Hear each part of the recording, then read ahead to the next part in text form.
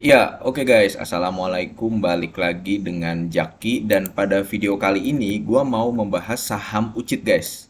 Karena ada beberapa teman, bukan beberapa ya, cukup banyak yang menanyakan saham UCIT ini. Gua nggak tahu apakah memang lu tertarik karena belum masuk dan melihat, wah harganya udah rendah nih, itu.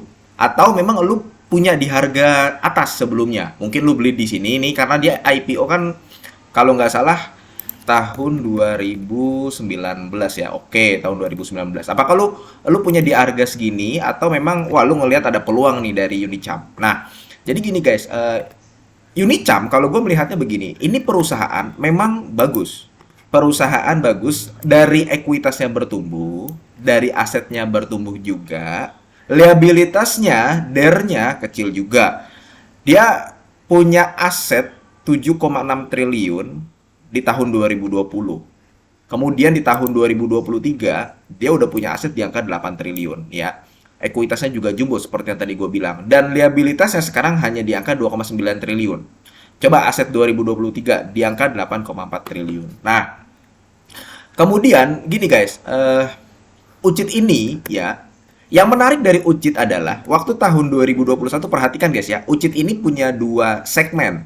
Ada yang diapers, ada yang non diapers. Tahun 2020, diapersnya menyumbang 8 triliun. Non diapersnya menyumbang 393 triliun. Coba lu perhatikan baik-baik. Ini tahun 2020. Artinya diapersnya menyumbang lebih dari 90%. Lu bayangin ya, dari total pendapatan. Tahun 2021, diapersnya menyumbang 8,7 triliun. Tahun 2022, non-diapersnya menyumbang 400 miliar. Artinya masih didominasi oleh diapers. Nah, perubahan mulai terjadi di tahun 2022. Diapersnya menyumbang 8,2 triliun, betul. Memang karena mungkin ya, popok ini diserbu oleh berbagai macam produk di pasaran, turun. Tapi non-diapersnya ya, kayak dia jualan tisu, kemudian dia jualan ada hewan untuk pempes, bukan popok sih ya, tapi untuk hewan peliharaan ya. Hewan peliharaan, masker juga dia ada. Akhirnya non-diapersnya menjadi 2 triliun. Bayangkan, lu bayangkan yang tadinya 400 miliar menjadi 2 triliun. Tahun 2023 meningkat lagi jadi 2,2 triliun. Betul, dia persnya menurun. Jadi sepertinya ya manajemen, kalau gue ngeliatnya gini, sepertinya manajemen UCIT ini memang dia melihat peluang di non diaper, segmen non diaper, sehingga dia mulai coba menyeimbangkan antara segmen diapers dan non diapers. Oh, kita dihantam nih, pangsa pasar kita 40%, tapi kayaknya udah susah bertumbuh nih. Nah, kita coba deh main di non diapers juga, ternyata bertumbuh. Dan kemungkinan besar non diapersnya akan terus berlanjut karena di tahun 2024 kuartal 1 sudah menyumbang 600 miliar. Ya kalau di setahun kan bisa mencapai 2,4 triliun. Ya kan? Untuk diapersnya 1,8 triliun.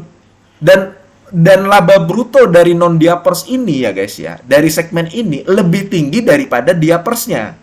Kalau dia persnya, dia laba brutonya dapat 367 miliar dari 101,8 triliun. Berarti kan di bawah 25%. Ya kan? Di bawah 25%. Sedangkan ini ya, ini kan 50%-nya 900, iya kan? 50%-nya 900 miliar. Kalau misalkan 25% adalah 400 kan. Ini berarti di bawah 25% nih gross profit margin dari segmen diapersnya.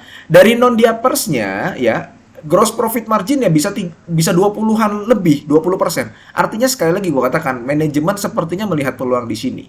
Nah, berarti gimana? Menarik dong. Nanti dulu. Jadi waktu beberapa bulan sebelumnya ya, gue pernah membuat video tentang UCIT. Ya, ini video di tahun 2023. 1 tahun yang lalu gue buat pada saat tanggal 25 Februari 2023 merespon laporan keuangan kuartal 2 tahun 2022.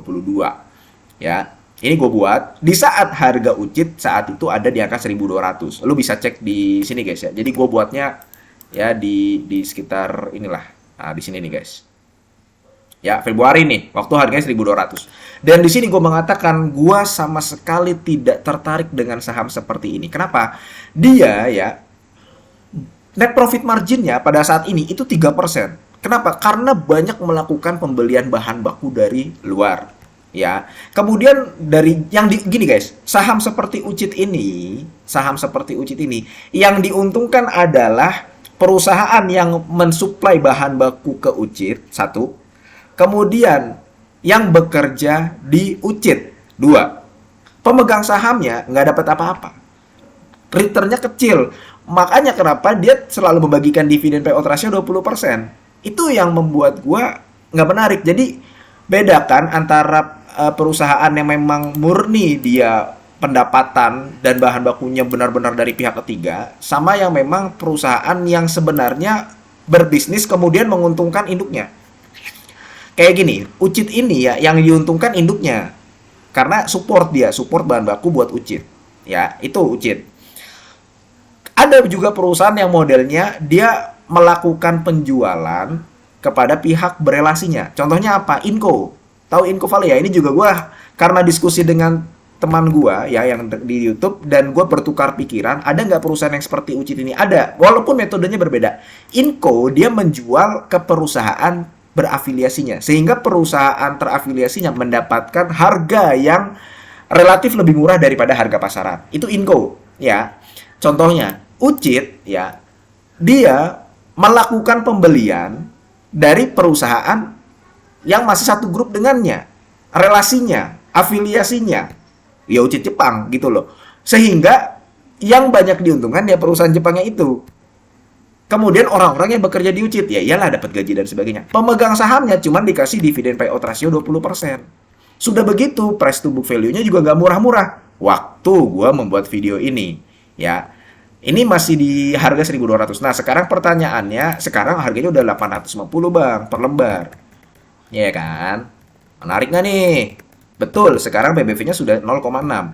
Cuman, sekali lagi guys, gua sebagai orang yang biasanya melihat dividen untuk memastikan apakah ini murah atau tidak, walaupun PBV-nya 0,6, tapi kalau dividen yield dia cuman 2,9%, ya 2,9%, ya gue nggak tertarik. Kecuali ya guys ya, dia manajemen mencoba untuk mengubah di pola dividen payout rasionya menjadi 50%.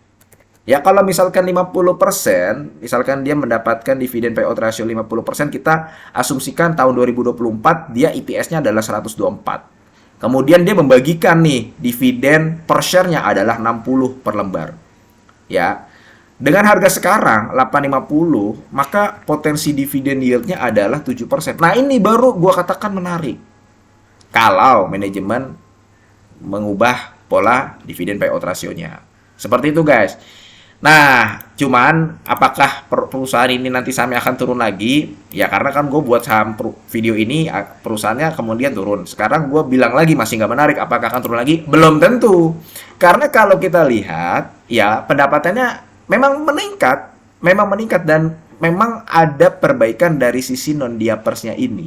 Di mana tahun 2024 ya kuartal 1 meskipun pendapatannya turun ya, pendapatannya memang turun sedikit, tapi perusahaan bisa melakukan efisiensi sehingga net profit marginnya lebih besar daripada tahun 2023 di kuartal 1. Ya, kalau kita bandingkannya dengan kuartal 1 tahun 2023. Walaupun pendapatannya turun, ya, tapi laba bersihnya ada peningkatan. Jadi perusahaan bisa melakukan efisiensi. Dan kalau ini terus berlanjut, ada kemungkinan memang sahamnya bisa berbalik arah untuk naik.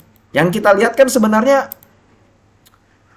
perusahaan ini labanya naik atau enggak gitu loh guys. Nah tapi kalau misalkan perusahaan masih belum mengubah pola dividen payout ratio 20%, gue jujur saja nggak terlalu tertarik masuk. Ya, cuman ini tidak mengenyampingkan bahwa perusahaan ini adalah penguasa pangsa pasar di bidangnya.